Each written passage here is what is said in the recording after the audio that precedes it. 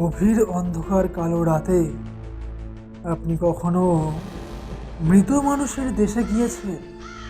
হ্যাঁ, মৃত মানুষের দেশ, অর্থাৎ কবরস্থান। যে কবরস্থানে রয়েছে মৃত মানুষদের লাশ, কোনোটা বাচ্চার তো কোনোটা বৃদ্ধ, কোনোটা ছেলের তো কোনোটা মেয়ে।